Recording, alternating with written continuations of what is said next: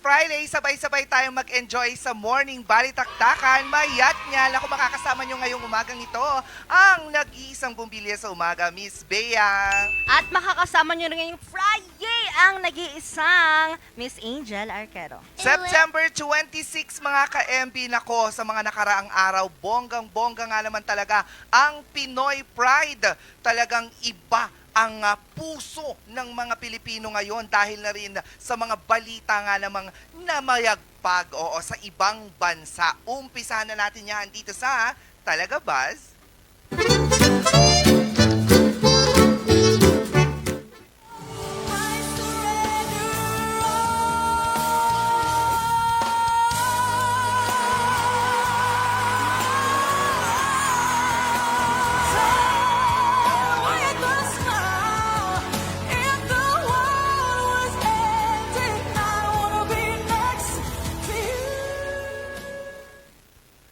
Mga ka-MB, isang historic na achievement ang naganap kahapon dahil kinoronahan ang Phil-Am singer na si Jessica Sanchez bilang grand winner ng America's Got Talent Season 20 matapos ang halos 4 na buwan ng journey. Naging mas special pa ang pagkapanalo niya dahil ito ay 20 years in the making. Matatandaan na noong 2006, 10 years old pa lamang si Jessica ay sumalang na siya sa unang season ng pamosang talent competition at umabot pa ng semifinals. After a few years, sinubukan naman niyang sumali sa isa pang sikat na singing competition sa Amerika kung saan nakamit niya ang first runner-up. Fast forward ngayon sa AGT Season 20 nga, naging malaking usapan ang pagbabalik ni Jessica sa kompetisyon. Sunod-sunod na trending performances ang pinamalas niya from Beautiful Things, Ordinary at Golden Hour. Para sa Grand Finals, ibinuhos ng 9 months pregnant na si Jessica ang kanyang puso at talento sa kantang Die With A Smile. Dahil dito, standing ovation naman hindi lang ang audience, kundi pati mga hurado na sina Simon Cowell, Howie Mandel, Mel B at Sofia Vergara.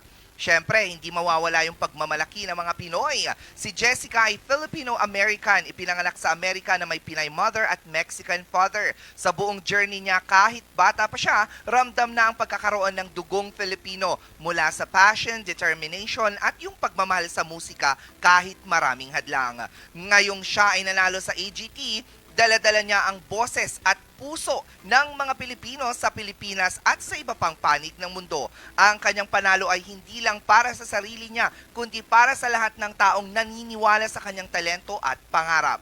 Isa itong paalala na gaano man katagal ang paghihintay, kapag patuloy na nagsikap at nagtiwala, makakamit din ang minimithing tagumpay. Congratulations kay Jessica Sanchez, ang grand winner ng AGT Season 20. Pero hindi lang yan mga ka-MB, dahil sumabay din kagabi lamang sa Thailand. Wow. Ang tubong Germany pero may dugong Cordillera na si Kirk Bondad.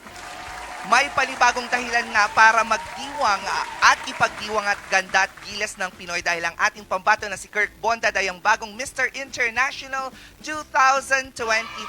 Yes, mga ka-MB, ginanap ang coronation night sa Thailand at sa gitna ng 42 na super pogi at super prepared na kandidato, si Kirk ang nag-shine brightest. Hindi lang basta looks charm, wit at confidence ang nagpanalo sa kanya.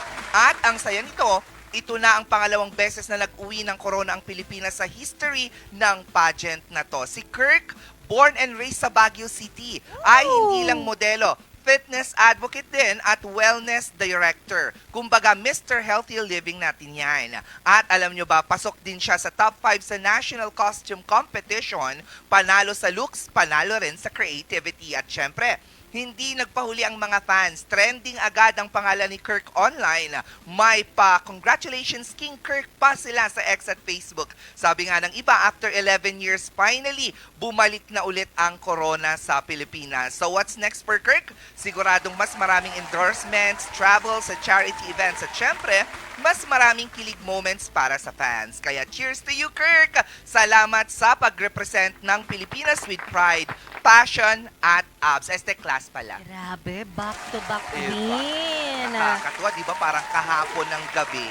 Ay, no. Nung Kahapon. nakaraan, umaga, si Jessica, Jessica. time ng Philippines. Tapos gabi, si Kirk Bondad naman. Next, Galing. Miss Bea na yan siya. Pero grabe, hindi talaga natulog ang ating mga ka-MB kakaabang dito kay Kirk. Kaninang umaga ko nga lang to nalaman, ano. Pero anyway, mga ka-MP, nako, tuloy-tuloy pa rin ang ating Thank God It's Friday dito sa Morning Balitaktakan dahil sa likod naman ng lente ang mga saksi at tagapagsalaysay ng mundo sa likod ng kamera dito sa ating Gen Zs.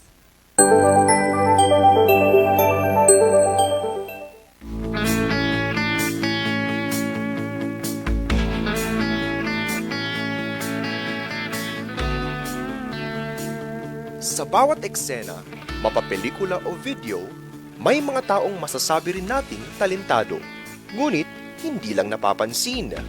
Sila ang bumubuhay sa bawat programa.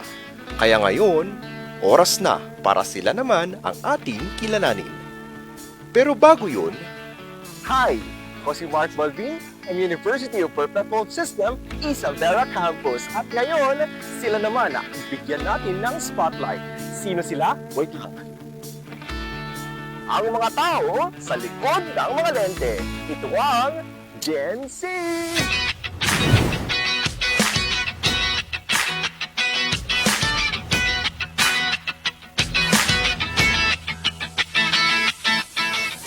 simula bata pa lang ako, kinahiligan ko na ang manood ng mga movies, cartoons, animes, at iba pang fictional stories. Lalo na yung mga bida. Alam mo yung mga lumilipad, parang ganito. Yung nagiging invisible. Tapos, kayang paramihin ang sarili. Parang ito. Alam nyo, sa sobrang dami kong gustong gawin, natutuwa ako dahil lahat ng yon nagagawa ko sa editing. Yung mga inakala mong imposible, posible pala.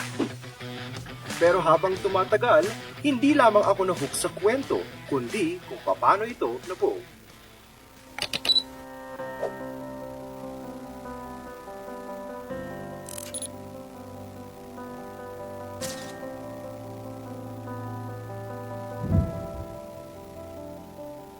Nung lumaki ako, na-introduce ako sa mundo ng production. Doon ko nahanap ang sarili ko sa timelines, cuts, transitions, at syempre, ang puyat. Simula't simula pa, ang mga dokumento ng kasaysayan tulad ng pelikula, larawan, tapes, ay nasa kamay na ng mga tagalente. Sila ang unang nagkuwento ng mundo. Hindi lang sa harap ng kamera, kundi sa mata ng manonood. Tahimik, matibay. Hanggang ngayon, nariyan pa rin sila. Hindi lumalabas sa frame pero sa kanila umiikot ang buong istorya. Sila ang nauuna sa set. Walang palakpak, walang credits. Pero bawat ilaw, bawat anggulo, bawat galaw, sila ang nag-aayos. Ako po si Mar Salar. Tawag nila sa akin Kuya Mar or Manong Mar. Bali, nag-start ako sa pagkakamera noong 2007 sa ibang network. At the same time, sa technical na rin. Ganun nakahaba ang experience ko sa paghahawak ng iba't ibang klaseng kamera. Dapat lang, hindi mo mapabayaan yung trabaho.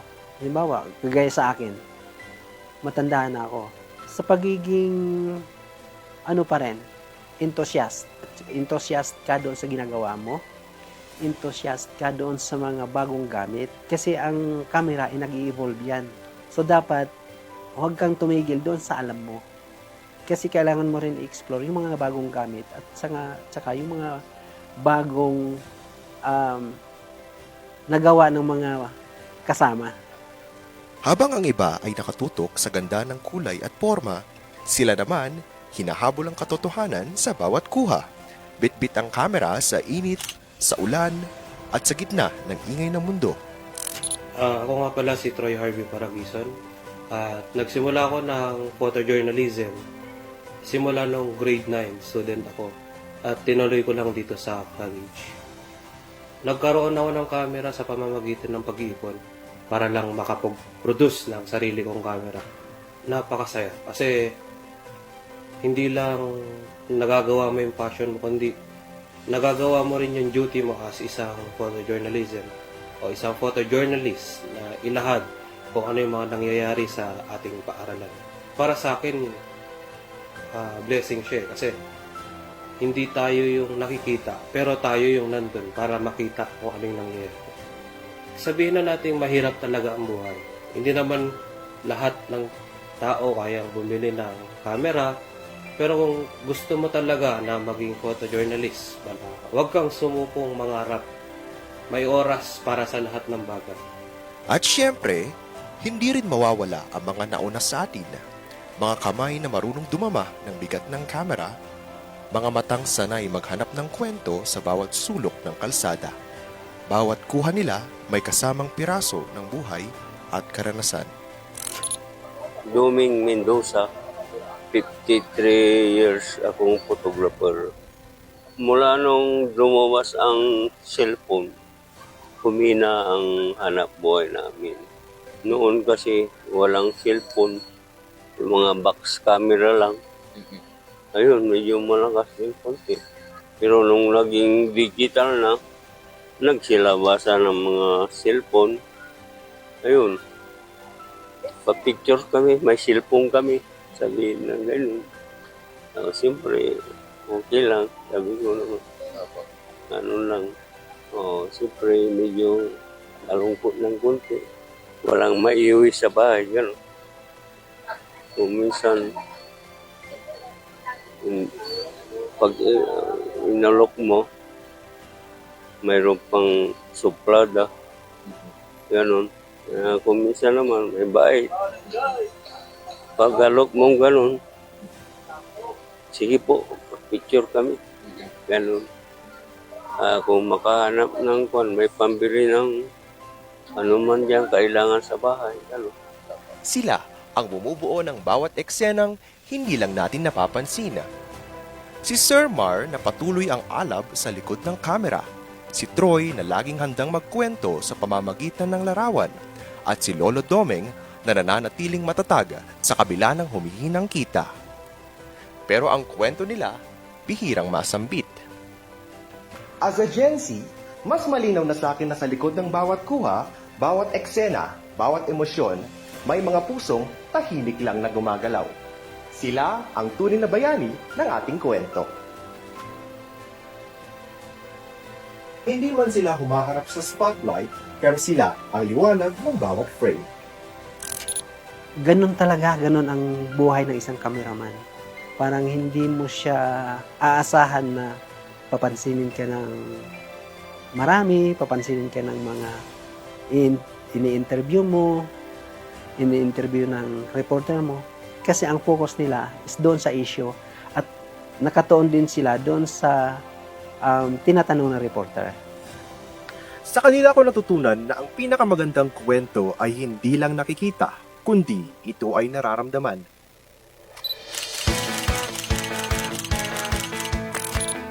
To all directors, editors, producers, photographers, videographers, photojournalists, video journalists, cameraman, even sound technicians, creatives, and crew. Salamat! Ito ang kwento ninyo. At ngayon, kayo naman ang sentro ng atraksyon.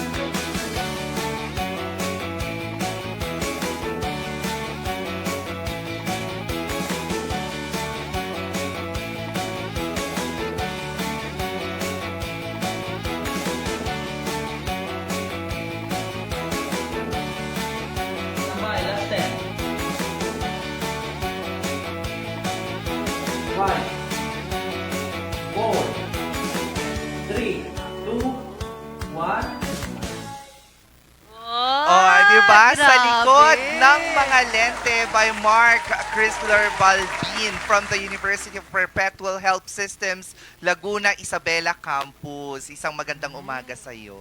Good morning po, Miss Bea, Miss Angel. Kamusta ang morning mo? Kinakabahan. Ba't ka kinakabahan pagkatapos mong Oo. tumayo doon ng parang confident na Parang confident? ganun ka pa, Oo. Bakit yun yung naisip mong ipakilala sa iyong Gen Zs? Actually po, nung nagpo-propose po ako ng aking topic, hindi wala sa isip ko yung sa likod ng lente. Sa ako lang po nalaman nung sinabi ni Sir Coco sa akin yung patungkol sa aking passion. Ano nga ba yung passion mo? So, dun po sa likod ng lente po, mostly sa aming sa aming province, isa po akong nagde-direct ng mga news, mga ganun production pa namin. At doon po na-realize ko na ay parang ito yung chance para ipakita ko sa kanila kung ano yung nararamdaman namin sa likod ng camera. Oh, ba? Nagpunta din ako sa likod ng camera, iba nakita ko. Oo.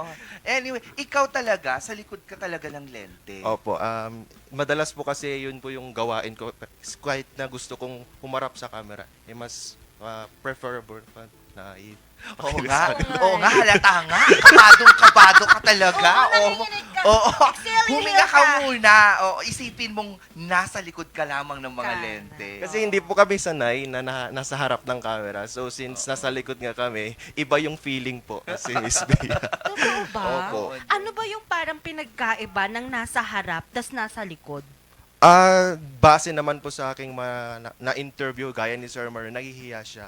At hindi niya, parang nararamdaman, parang hindi sila sanay sa harap ng camera. Yeah, actually, no, kasi marami din tayong mga kasamahan dito sa RNG. Minsan, gusto ko nga din sana silang imbitahan sa harapan ng camera. Pero ayaw talaga nilang magpakita. Opo, nahihiya po sila. Oo. Yun ba, mahiyain ka bang nila lang noon pa lamang? Yes po, pero since iba-iba naman tayo ng mga personality at pinanggalingan, baka siguro. Uy, oo, pero Oo. 'di ba, ang dami mo ng mga performance na talagang nasa harap ka ng camera. May nabago na ba doon sa pagiging pagiging mahiyain mo? Yes po, ever since na nandito po ako sa RNG naman po, doon naman po na-boost up yung confidence ko naman. Oo din, no? Kasi kita naman dito sa ginawa mong sa likod ng mga lente sa iyong Gensis na talagang kitang-kita ang passion mo na magpakilala ng mga taong nasa likod ng lente pero ikaw mismo ang nagpresenta at nakatayo sa harapan ng camera. Yes. Ngayon ba, anong nararamdaman mo na ikaw ngayon yung ini-interview? Ayun po, na fulfilling po siya at the same time, ayun po, di po talaga maiwasan nakabahan kasi hindi po namin alam kung paano rin yung nararamdaman nyo po bilang isang host po dito sa harapan. So iba rin talaga yung feeling po pag nasa likod at nasa harap. Kasi po isa rin sa realization ko po at sa mga kabataan ngayon na ang hindi po kasi nare-realize ng ating mga kabataan is that kung ano yung nakikita nila sa harap ng camera, yun lamang po yung nakikita nila. Hindi nila nare-realize yung kanilang nararamdaman po. Like yung mga cameramans natin, hindi nila naiisip, ganun. Kung sino lang yung nasa harapan ng camera, sila lang po. Ay, totoo 'yan. Ako personally, hindi ko din alam kung ano nga ba talaga ang nararamdaman ng nasa likod ng camera o yung mismong mga cameraman na kinukuhanan ako. Ikaw ba? Ano ba yung pakiramdam na nasa likod ng isang camera? Para sa akin po, napaka, parang kung passionate ka sa ginagawa mo, doon po na ibabahagi ko po yung kaya kong gawin at at the same time masaya po kapag nandun ka kasi bilang isang technical makulit po kasi kasama yung masayahin po sila at the same time maganda po talaga makasama. Oo, para hindi ka masyadong kabahan, ikwento mo na lang ano ba yung naging proseso ng paggawa mo nitong iyong present sa atin ngayong umaga. Nung ginagawa ko po siya, parang hindi po siya naging mahirap sa akin kasi doon po ako kasi passionate. Kung ipaparamdam ko naman po sa mga kabataan ngayon, gusto ko lang po ipa-realize sa kanila yung ipakita sa kanila sa lalo na sa ating mga kabataan ngayon na ang mga tao na sa likod ng net, bigyan po natin sila ng pansin dahil sila po yung nasa mata ng ating production. Oo nga, no? Pero kapag sa tingin mo, kapag wala sila, hindi ba kakayanin yung mga nasa harapan ng camera? Isi-set up lang.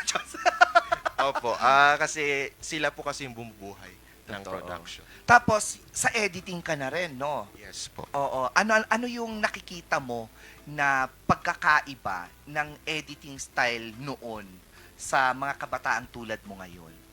Noon po, para sa akin, base naman sa kwento po sa akin ni Sir Mar na sobrang nahirapan po sila kasi kulang po sila sa mga materials.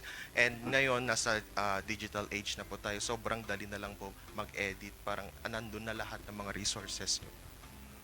Pero do you have any idea ba kung paano ba kumuha noon ng mga cameraman sa mga, like paano mag-cam? Malalaki. Oo. sa panahon ngayon, since nasa cellphone na po tayo, parang bihira na lang po yung mga ganyan, yung mga naabutan ni Sir Marno na, or naabutan ng ating mga cameraman. Na mga alam digital boxes. Kasi Yes, ikwento niya yes. po sa akin, di ko lang po nailagay dun sa interview mga box camera. Naabutan niya raw po yun. Oo, yung malalaki yun. Yung tipong kailangan mo pang tumalukbong. Opo. Magtalukbong. Super luma na yun. Sa ngayon, ano naman ang nakikita mo sa future ng production ng dahil sa mga taong nasa likod ng lente?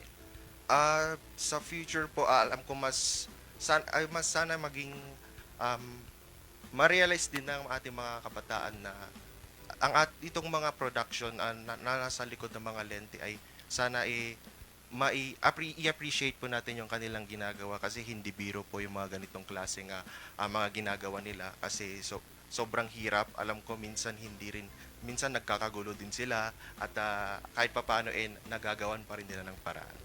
Oo yan. Real.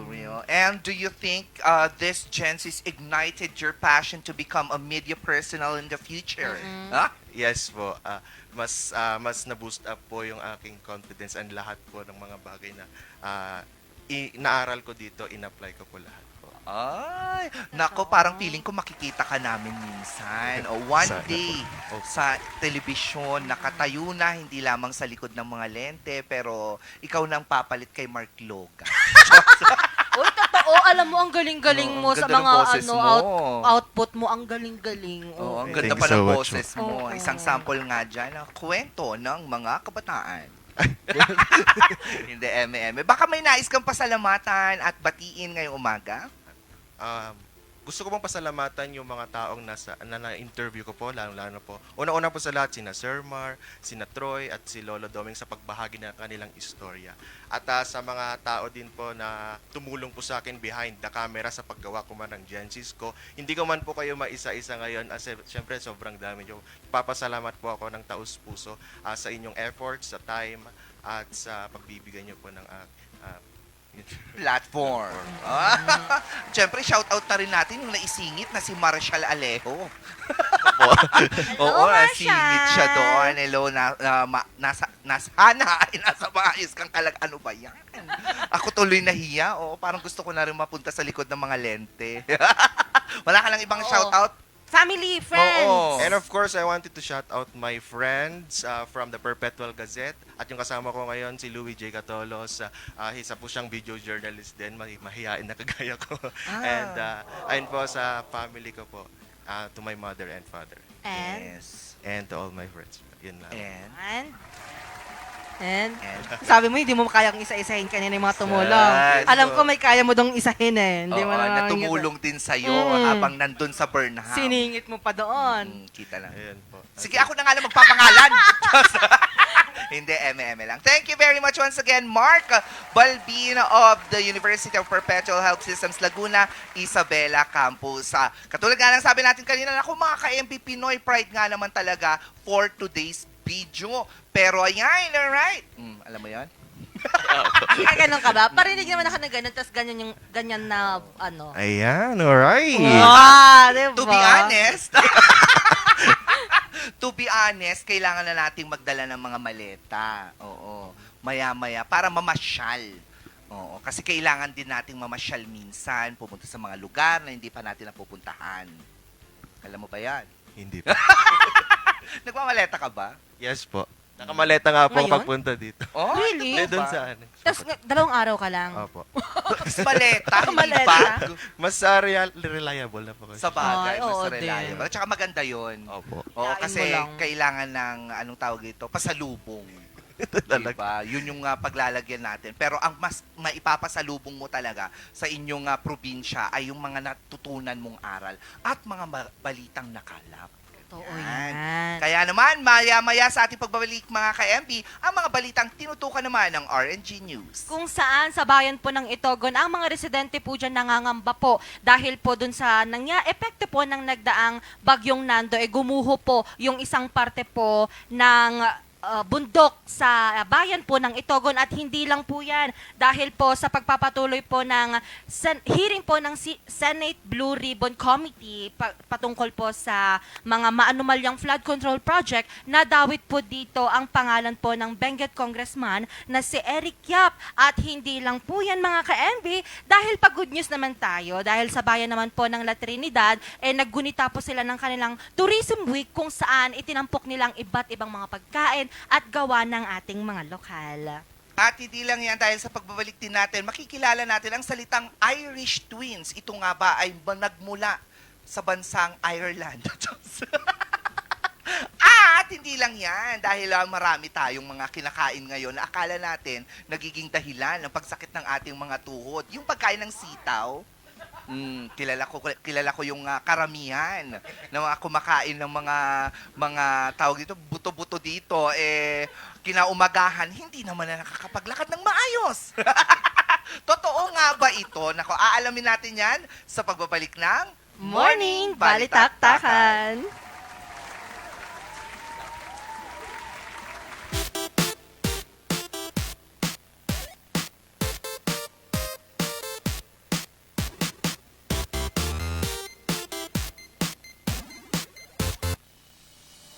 Ang bahaging ito ay hatid sa inyo ng Puerto de San Juan Beach Resort Hotel and Residences.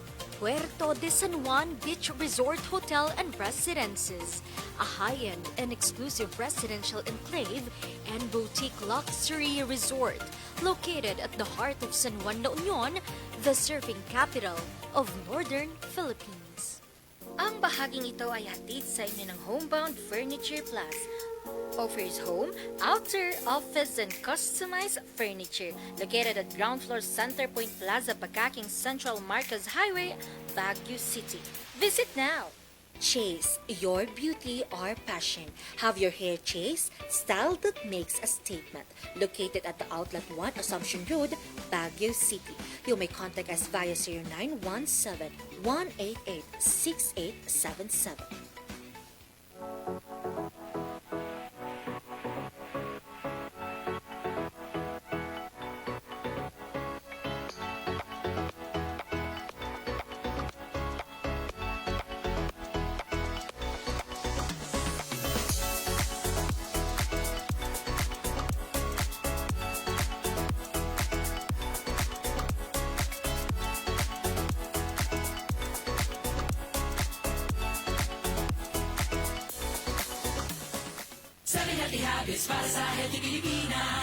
Galaw, baka ma-stroke like bike, jump rope. I'm so kumain na sa tatak balance side. Pinggang Pinoy, malami, there you have it. Isa sa 7 healthy habits, sundin.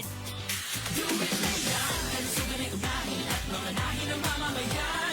Ay healthy Pilipinas, malakas sa magandang bukas. Ang bawat Pilipino sa mundo, sa ulado ang pitong ito. Sa healthy habits ko na go. Move more, eat right. Be clean, live sustainably. Get vaccinated. Don't smoke, lessen alcohol, say no to drugs. Care for yourself, care for others. Practice safe sex. Do no harm, put safety first. Do it na Bulok, maliliit at hindi ba malusog ang inyong mga halaman? Omega Green ang kasagutan.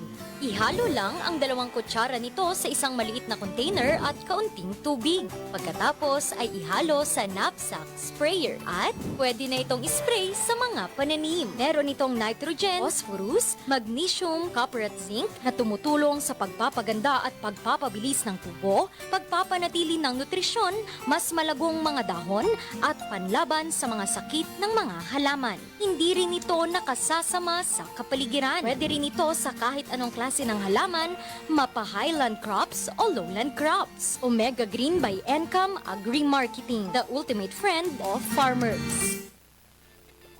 Every musician remembers their first note, their first spark. Whether you're just starting out or ready for the big stage, Mozar Music has the gear to get you there. Guitars, drums, keyboards, and expert advice from people who live for music. Mozar Music, bringing music closer to your hearts.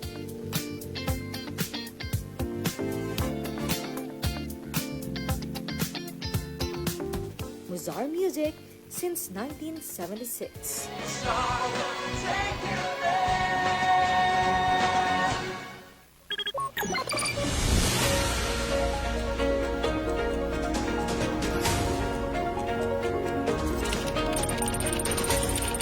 Ang iniwan nitong pinsala. Ang pagbulusok Sa aking kinatatayuan, Ng COMELEC ang bilangan Pananalasa ng bagyong chemical na ginagamit sa pagmimina.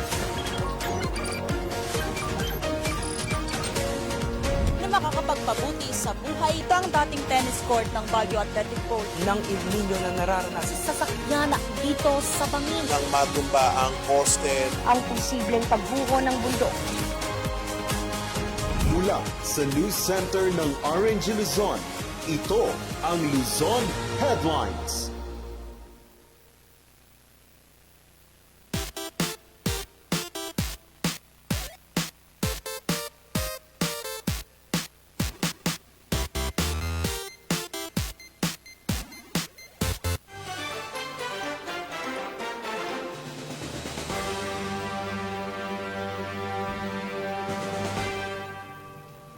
September 26, 2025, narito mga balitang nakalap ng RNG News. Problemado ang ilang mga residente sa bayan ng Itogon, Benguet matapos gumuho ang isang kalsada sa kasagsagan ng Bagyong Nando. Magbabalita Vanessa Bugtong.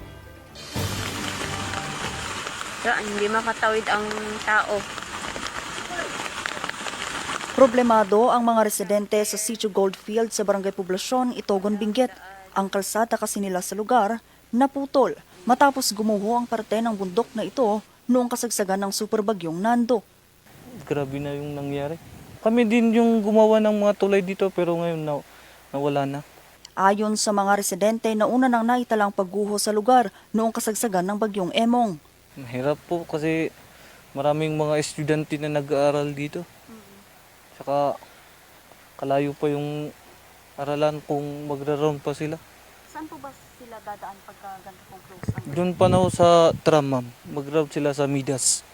Dahil dito, kinakailangan muna ng mga residente na bumiyahe ng 1 oras sa Midas Ukab, Itogon, Benguet para makarating sa sentro ng bayan. Ganito ang sitwasyon ngayon dito sa Sitio Goldfield, Barangay Poblasyon, dito sa Itogon, Benguet, kung saan halos isang bundok na ang gumuho na siyang dahilan kung bakit hanggang ngayon ay nananatiling sarado pa rin ang kalsada sa lugar. At kung titignan natin, ang ilang mga residente ay gumawa na sila ng pansamantalang tulay kung saan sila makakadaan, pero dahil nga sa pananalasa ng bagyong Nando ay tuluyan na itong gumuho. Patuloy pa rin naman ang pagbibigay babala ng LGU sa ilang residenteng nakatira sa mga landslide-prone areas. Kung malakas ang ulan, meron kasi alam po natin prone of slide ang Itogon eh. Kaya maraming natitibag na bundok, especially pag malakas ang ulan. Yun lang kasi matagal yung ulan noon. Siyempre na yung mga lupa parang bumigay na kasi palaging nababasa eh. Hindi pa sinisimula ng clearing operations sa lugar dahil mayroon pang ilang bahagi ng bundok na nanganganib gumuho. Vanessa Bugtong, RNG News. Nadawit ang pangalan ni Benguet Congressman Eric Yap sa pagpapatuloy ng hearing ng Senate Blue Ribbon Committee. Narito ang report. Sa nagpapatuloy na hearing ng Senate Blue Ribbon Committee sa maanumalyang flood control project sa bansa ngayong araw, September 25, panibagong mga pangalan muli ang nadawit. Dito humarap si dating DPWH Undersecretary Roberto Bernardo at idinawit si Senator Chis Escudero sa mga ghost projects. Isiniwalat din ni Bernardo na si Congressman Saldico raw ay humingi ng halos 25% sa mga flood control projects. Idinawit rin ni Bernardo si dating Senator Nancy Binay kung saan tumanggap di umano ito ng 15% sa mga flood control projects. Given the complexities of the transactions and personalities involved, I humbly reserve the right to submit a supplementary affidavit if warranted in the premises. I attest to the truth of the foregoing statements based on my personal knowledge Humarap rin sa hearing ang isa sa mga dating tauhan ni Congressman Saldico na si Orly Guteza. At dito, idinitalye niya na si Benguet Congressman Eric Yap ay isa di umano sa mga nag-deliver na tinatawag ng maletang may basura o maletang may lamang pera. Ang isang ehemplo na nagdala ng pera ay si Congressman Eric Yap ng AXIS Party List.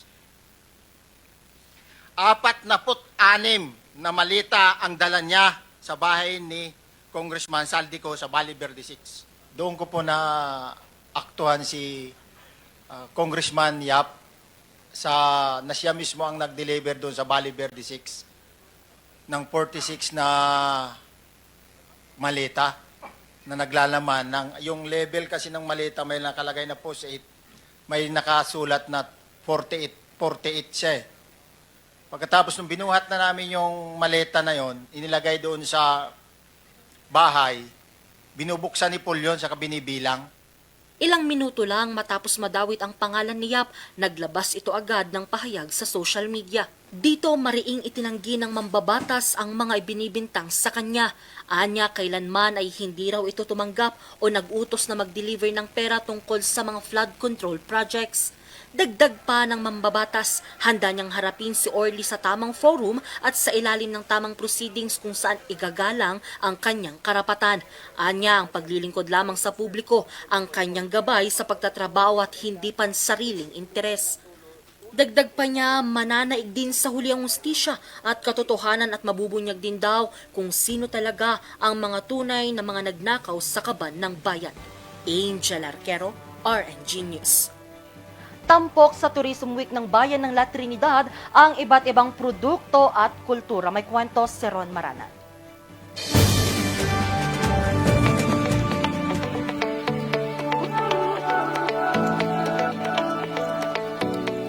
Mahilig ang mga Pilipino sa panghimagas tulad ng pastillas o cupcake. Pero dito sa Benguet, ang mga panghimagas na ito ay binigyan ng kakaibang twist. Meet Ashitaba pastillas at Ashitaba cupcake. Mga panghimagas na hindi lang matamis sa panlasa, kundi nagbibigay rin ng benepisyo sa ating kalusugan. Ang ashitaba po kasi yan, isa po siya kasi siyang herb, no? Tinatawag siyang Japanese parsley, which is nakakatulong sa mga tao kasi may mga tulong siya na nagbibigay ng vitamin B12 and nagpapababa ng cholesterol. Minsan ng ibang tao gusto nilang makatikim ba ng matamis. Pero nakakagamot rin ba? Kaya nagawa namin yung concept na gawin sa isama ang ashitaba sa mga pastillas and then cupcakes. Kaya po nagawa namin siya. Kaya naman hindi mapigilang maintriga ni Swenchel na tikman ang produkto. Kasi from what I heard sa mother ko or even sa lola ko, kasi this is ashitaba leaves, parang good siya for sakit ng tiyan or madami siyang medicinal benefits. And ang ganda lang na pwede pala siyang gawing pastillas. So, ayun, explorative side of myself, I tried buying it. Isa lamang ito sa mga produktong tampok sa Pistang Pinoy Trade Fair sa pagdiriwang ng Tourism Week sa Benguet. Tampok dito ang mga produkto ng mga MSMEs sa iba't ibang bayan sa probinsya. Ang mga ito, hindi lang sumisimbolo sa mga ipinagmamalaking produkto ng bayan, kundi pasilip din ito sa itinatagong ganda ng bawat bayan. Maliban sa trade fair, mayroon ding 2-day tourism conference na tumatalakay sa pagpapaunlad ng turismo sa probinsya. Lumahok dito ang mga tourism frontliners, officials at stakeholders na nagbahagi ng ideya at strategiya para mas mapalakas ang industriya ng turismo ng Benguet. Isa na rito si Lynn na isang tour guide sa bayan ng Kabayan. So, nanggaling pa kami ng Kabayan to attend the conference. So, laking pasasalamat po namin kasi meron itong mga conference na to. Kasi yung mga nililecture po namin, hindi po namin laking tulong po na magagamit namin sa trabaho namin as tour guide. Not only for tour guiding, ina-apply po namin sa personal naming buhay. Kasabay nito, binigyang diin din ng Provincial Tourism Office ang papel ng mga taong nasa likod ng tagumpay ng turismo.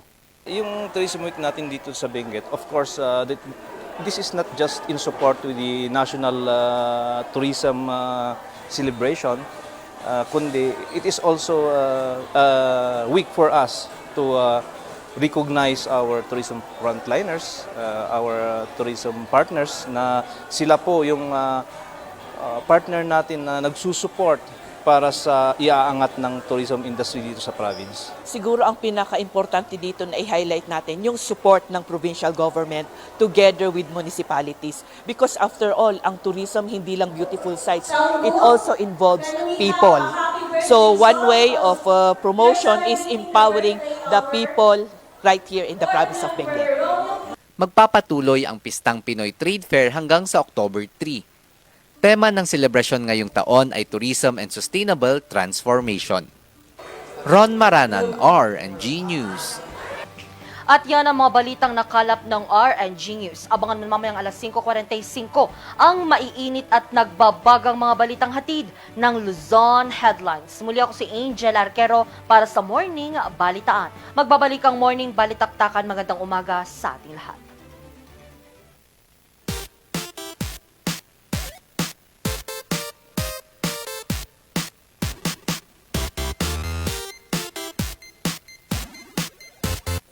Bahaging ito ay hatid sa inyo ng Hongtao Dashcam Supplier, located at Longlong, La Trinidad, Benguet.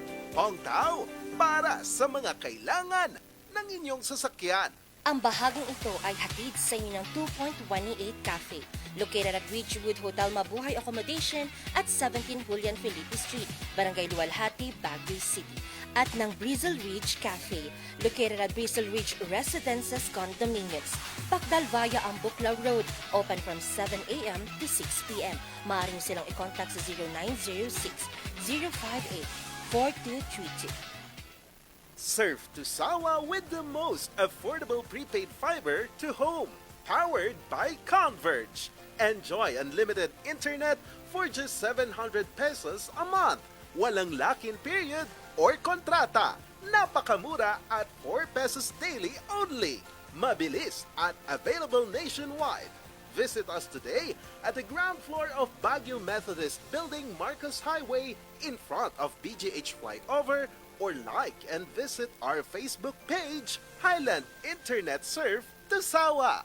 Sa Healthy Habits para sa Healthy Pilipinas. Sabay handa ang balikat ng may karamay sa bigat. Sila'y iniingatan, ngunit sarili huwag kalimutan. Mahalaga ka. Lumit na yan, ang suganay unahin at mamanahin ng mamamayan. Ay Healthy Pilipinas, malakas sa magandang bukas. Ang bawat Pilipino sa mundo, sa ulat ng pitong ito. Sa Healthy Habits ko na to. Para sa Healthy Pilipinas. Looking for a place to stay in Baguio City? Find your calm at Hotel Supreme. A good dip at their pool.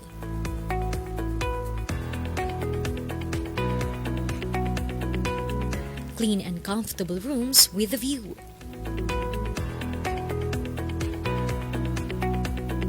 Accommodating staff.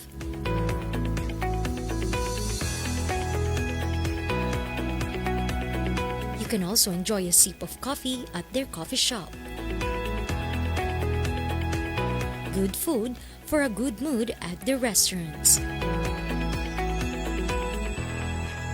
Spacious halls for events, and many more. A perfect balance of business and relaxation, all at Hotel Supreme.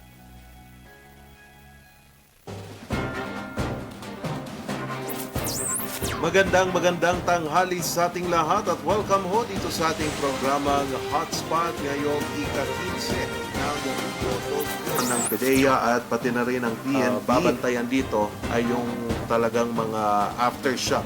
Charles Nicolimon, magandang tanghali po sa ating lahat.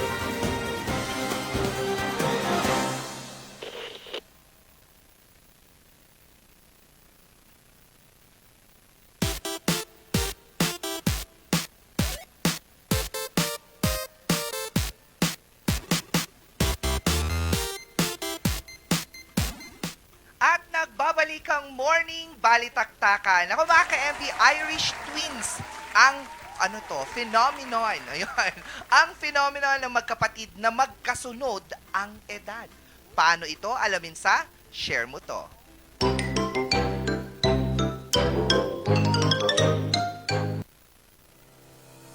Alam mo yung magkapatid na parang kambal, pero hindi naman talaga? Like, si kuya 2 years old pa lang tapos may bunso na agad na 1 year old. May tawag dyan, Irish twins. Pero hindi sila tunay na kambal ha?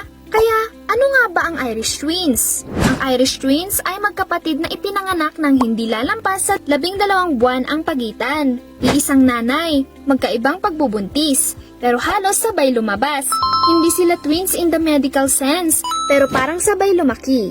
Magkaibang taon ng kapanganakan pero halos iisa ang developmental stage. Sabay mag-toddler, tantrum, sabay mag-preschool, sabay rin magkalat. Kaya nga minsan ang tawag sa kanila almost twins.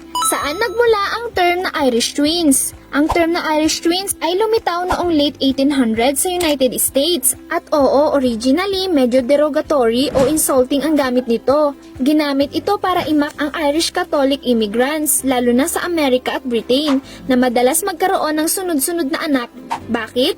Dahil sa relihiyosong paniniwala laban sa birth control, kakulangan sa access sa contraception, at kahirapang pinagdadaanan ng Irish immigrant families noon. Ang term ay may bahid ng stereotyping na parang walang kontrol, sobrang dami ng anak o irresponsible, kaya hindi talaga magandang asal ang paggamit nito noon.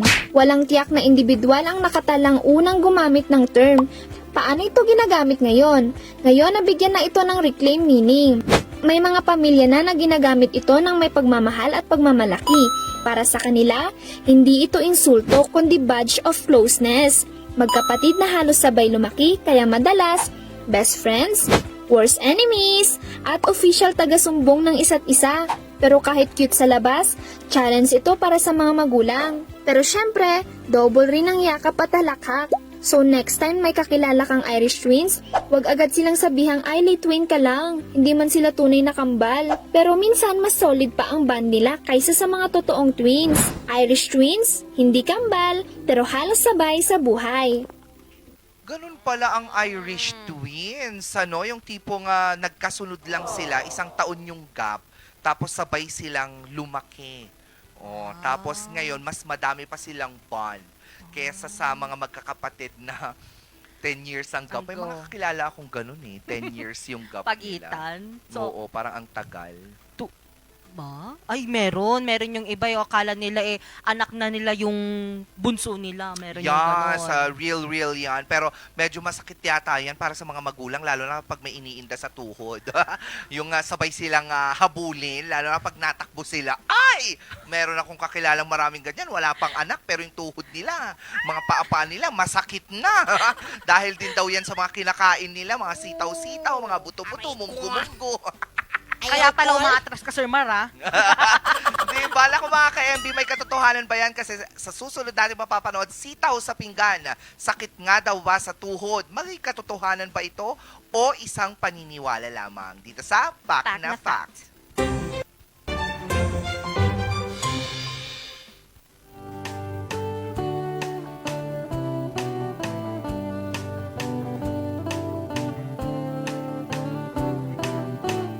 Bahay kubo, kahit munti. Sitaw, laging sahog sa ulam na niluluto ni nanay. Masarap at abot kaya, but wait.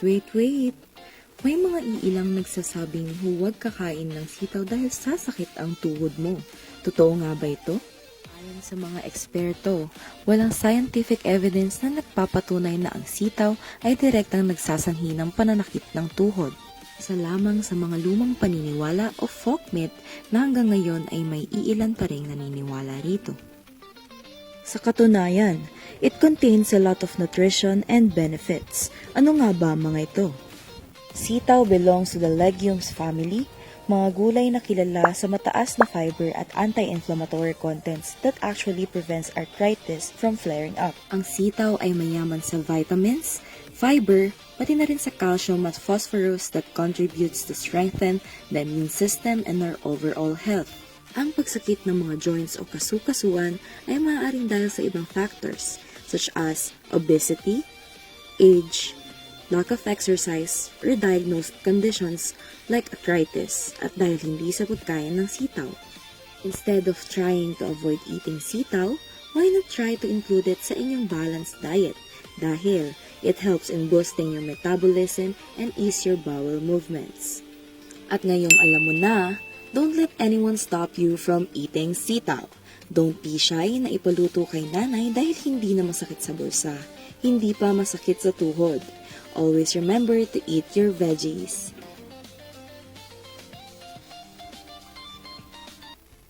Everything is good in moderation. Palagi yan. According to Catriona Gray. Pwede mo namang kainin lahat. Pero dapat moderate lang. Huwag bigla-bigan. Huwag sobra-sobra. Kasi sabi nila, kapag sobra, nakakasama yan. Oh, I know. Ang ano pala, sitaw, anti-inflammatory. So, paanong doon magi-start na mamamaga din talaga yung mga tuhod-tuhod, kasukasuan mo kung anti-inflammatory. Now I know. Okay. Real. Kaya sa mga ka-MB natin dyan na hindi kumakain ng gulay, katulad na lamang ni Ma'am Zarmaine. Yung Zarmaine Odell, kumain ka na ng gulay ngayon. Parang awa mo na dahil naniniwala tayo sa kasabihan na makulay ang buhay kapag kumakain ng gulay. Ganun. Sinabawan man yan o ginisa. Pero ang masarap talaga dyan pag mga gulay ako, steamed. Steamed sa akin. Mas masarap ang steamed kesa sa blanch. Kasi mas lumalabas yung sweetness. Kasi na-try ko na siya sa mga green leafy vegetables. Except malunggay ha. Oh, masarap din na ma-steam yung dahon na parang bulaklak. Ay, yung bulaklak na puti. Ano na bang tawag mo doon? Yung bulaklak na puti. Katuray? Katuray, yun! Ang sarap nung katuray, tapos may katriray pa. Oo. Tapos kaporay. Masarap. Kalimaray. Masarap yung mga Hindi, pero mas matamis talaga siya, tapos mas crunchy. You have to try it. Like, don't blanch it, steam it. Pag blanch kasi, parang nabababad daw sa water. Nawawala daw yung pagka-crispy nung gulay. Real. Nawawala talaga siya. Mas malambot yung texture niya. Parang hindi mo ma-enjoy yung crunchiness na ino-offer ng nature. Ay, paano yun? Pero ang mga ino-offer nila, mas masaya talaga. Kaya naman, pasalamatan muli natin ang ating mga partners ngayong umaga. Nariyan ang Pongtao Dashcom Supplier located at Longlong La Trinidad, Benguet, Pongtao para sa mga kailangan lang inyong mga sasakyan. Homebound Furniture Plaza, Baguio-based furniture showroom that offers home, outdoor office, and customized furniture. Field jobs accredited, free ocular inspection, free assembly at may minimal delivery charge. Homebound Furniture Plaza is on a mission to make Baguio City even more beautiful. They are located at Pure Gold Building, Marcos Highway, Baguio City. Puerto de San Juan, your premier beach resort and hotel destination in San Juan, La Union. Experience Puerto de San Juan. Surf the Sawa with the most affordable prepaid fiber to home powered by Converge.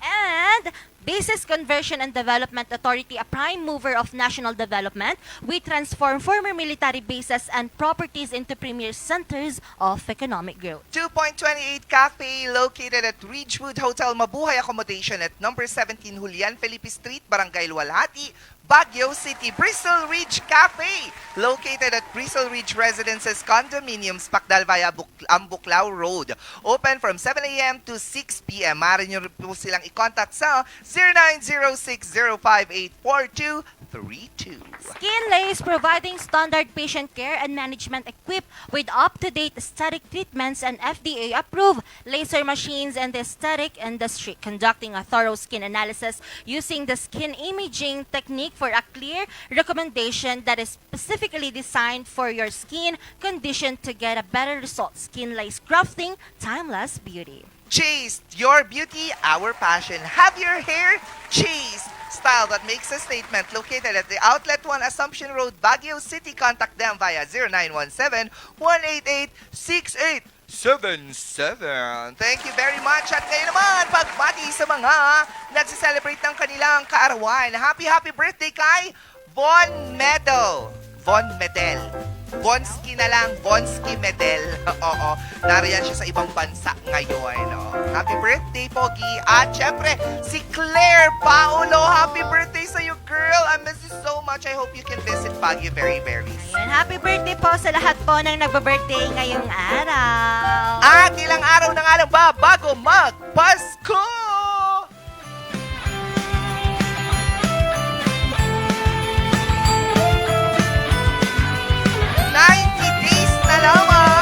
Pasko na! Woo! Nakakatuwa naman! Tumatakbuhin si Santa Claus! Abulin natin yan siya! Pero bago tayo magtapos mga ka-MB, naku, Friday ngayon, hindi naman pwedeng hindi natin umpisahan ang gagawin ninyong pagkakaraoke mamayang gabi. Kasi sigurado ako niyan, naku, marami na namang kakanta dyan, yung gumaganda ang boses, basta clear yung pumapasok sa lalamunan. At tatawagin din natin, syempre, hindi lang tayo ang kakanta. Syempre. Si Mark Balvin at saka yung kanyang kasama. Ano mo ulit pangalan? Ano name? Oh, Louie! si Louie! Si Louie Ignacio. Chos. Ayan, no? From UPHS pa rin, no? Ayan. Hello. Ang matangkad nyo. Grabe.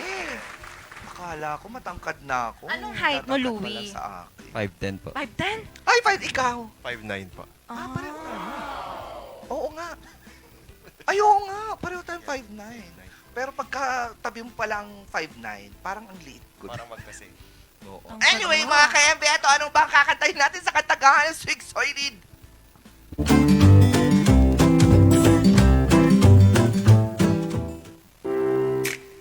Ay! Alam ko to dahil sa'yo. Diyos. Let's go! Araw-araw ikaw ang gusto kong kasama. Buhay ko'y kompleto na tuwing nandito ka.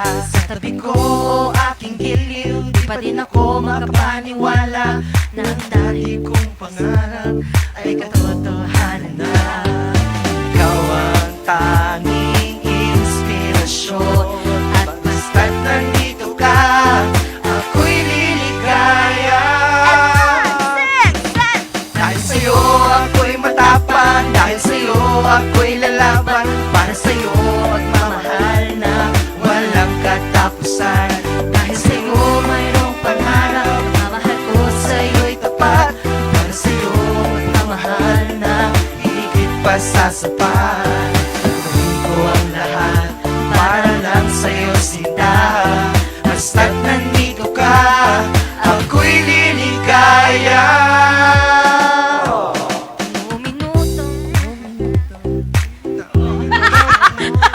Marinig ng boses mo, masaya't kontento na ako. Wala nang babang hahanapin, basta't ikaw ang aking kapiling. Lahat magagawa dahil kasama ka. Ikaw ang tanging inspirasyon at basta't nandito ka, ako'y liligaya. Dahil sa'yo ako'y matapang, dahil sa'yo ako'y lalaban, para sa'yo ang pagmamahal na walang katapusan. Dahil sa'yo mayroong pangarap, mamahal mo sa'yo'y tapat, para sa'yo ang pagmamahal na higit pa sa sapat. Gagawin ko ang lahat para lang sa'yo sinta, basta't nandito ka, ako'y liligaya. Pinagdarasal ko na sobrang sanay, tanggapin mo aking inaalala, na basta salamat sa paniniwala, buhay kong Go! Go, yeah!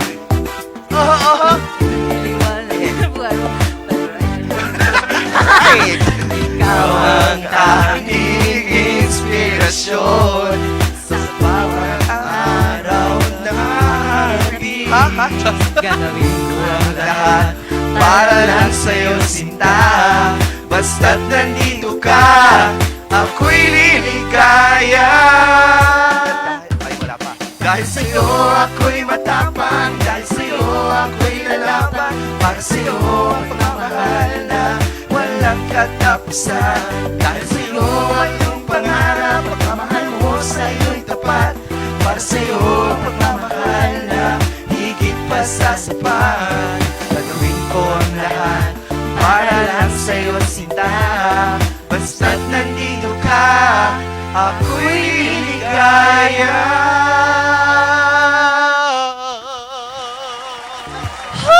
Nako, mga, o ikaw, baka may gusto kong batiin pala. Shoutout mo sila.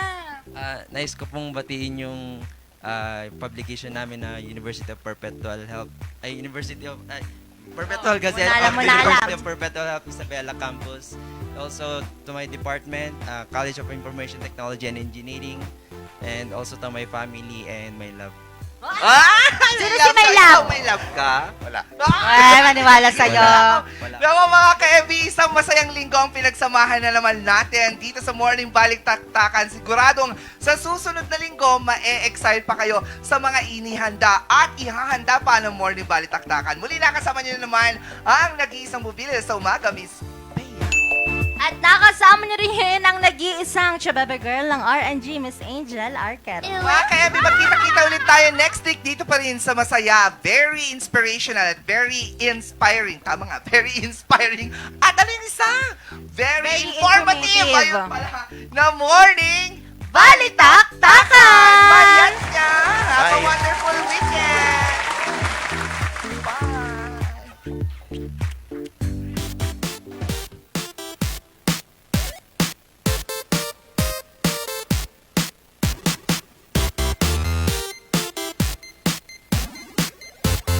Members KBP, kapisanan ng mga broadcaster ng Pilipinas.